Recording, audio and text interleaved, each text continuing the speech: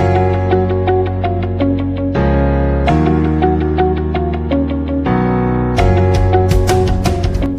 everyone, I am Atul, occupational therapy intern at NILT Kolkata.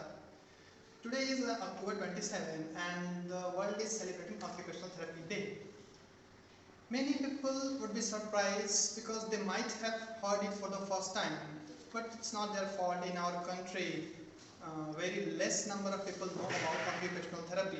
So okay, let me tell you first that today is Occupational Therapy Day, and this year the theme is Reimagine Doing, and the last year it was improving world health and well-being. So you can see how our lives have changed from last year, because this year we are in between pandemic and no one knows how to deal with it and when this will end. Being an occupational therapist, I always think that what else I can do or what more I can do for the people who need me. I mean, the people with disabled community or people who are facing any difficulty doing their work like this. But the question here is, do the people know about occupational therapy, or do the people know what an occupational therapist can do to him or her? And here is another question I'm going to ask all occupational therapists out there, especially those who are studying and those who just passed out. What do they do when someone asks them about their profession, or questions like what do you do and what is your profession? If you ask me the same question, I'm gonna tell you, yes, I always try to explain. Not always, most of the time I try to explain people what occupational therapy or regarding my profession. But as I mentioned, most of the time, other than that, I do the same thing, like I just mention occupational therapy and leave, or I just tell them that I am in medical profession. I won't be surprised if your answer is the same. And you know, this is how the things are. So today we are here for you with our motto: inspire, amaze and motivate, with our lecturer Jitendra Mohapatra sir, NILT Kolkata, and my other friends Aman, Ankita, Atray, Archana, Ananya. And we will be discussing regarding what is occupational therapy, how does it help the population, and many more confusions regarding occupational therapy, and there are some myths regarding occupational therapy. So we will try to clear it out through our conversation. So today we will start our conversation from Sir. Sir, can you please share your views, ideas on this year Occupational Therapy Day theme, Reimagine Doing? And what do you think that this year theme is somewhat different than last year, and how the things have changed from previous year in occupational therapy? Thank you, Atul. First of all, I want to congratulate all of you on World Occupational Therapy Day. Since 2010, whole world celebrating World OT Day on 27th October. The aim to celebrate the day is to promote the profession locally, nationally and internationally, and also to highlight the developmental work in the profession. The theme for this year is Reimagine Doing, a very relevant and important message due to COVID-19. During this time, due to lockdown and restriction, the whole world population are forced to reevaluate, rethink how they engage in their daily activities. It also caused in many to stop or drastically change the way they interact with the world. Occupational therapists are expert in reimagining doing and an important resource to facilitate new ways to participate in activities that give meaning and value to life. Last year, the theme was improving world health and well-being. To achieve in this pandemic, we occupational therapists must construct our own destiny, need to challenge our thinking, and be leader of progress to empower social well-being and makes population healthy. So at the end, I must say, long live occupational therapy profession for social well-being and improving quality health of world. Now the interns of 2015 batch, namely Ananya, Ankita, Archana, Atrey, Aman and Atul are going to discuss about the OT profession, like how does it help the population and to clear few confusion in a question and answer format. So let's start. Thank you. Thank you all. Thank you very much, sir, for your kind words. I think that will be very helpful to people, those who are watching. So, now, moving further, I'm gonna share some questions. I'm gonna ask some basic questions regarding occupational therapy. For this, I'm gonna ask Ananya. Ananya, please tell me what is occupational therapy, or can you please tell me and can you please explain your profession so that the people will learn more about it. So, occupational therapy helps people across the lifespan to do the things they want and need to do through the use of daily activities. OT can help to regain independences in all areas and aspects of life. They work with different people of all kinds of ages. In short, occupational therapists first look at how you do any activity, then they come up with a treatment plan to improve your functions and make it more easier to perform all your daily activities. Thank you very much, Ananya. That will help people to understand what occupational therapy is.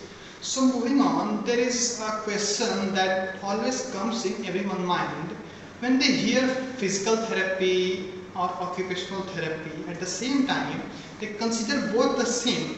My question to you, Ankita, is, can you please tell us what are the differences between occupational therapy and physical therapy, and how can someone distinguish both? This is a very common question because these two professions are often confused. The main differences between occupational therapy and physiotherapy is that occupational therapy focuses on improving a client's ability to perform activities of daily living, and physiotherapy focuses on improving a child's ability to perform management of the human body. So physiotherapy mainly focuses on your body, and occupational therapy focuses on that activities you need your body to do. Thank you, Ankita, for sharing such clear concept. Now I can tell people that the major difference between physiotherapists and occupational therapists in both the therapies is the physical therapy focuses more on physical agents, and the occupational therapy focuses more on purposeful activities. Now going to the next question, Archana, my question to you is, why did you join occupational therapy? Or in other words, please tell me what interests you more in this job. I must tell you that I never planned to be an occupational therapist like most of us. But as soon as I started working in this field, I found so many things interesting in this profession. In which, according to me, the two most interesting things are, at first, the satisfaction when you see the progress in the life of suffering individual, no matter how small or how big, it will give you pleasure every time. Secondly, the creativity in this profession, you have to innovate new ideas every time to treat the specific individual, because OT treatment plan is a patient-oriented approach. Different person has different difficulties, no matter if the case is same. That's why I love OT. Thank you, Archana. If you asked me the same question, I would have answered the same.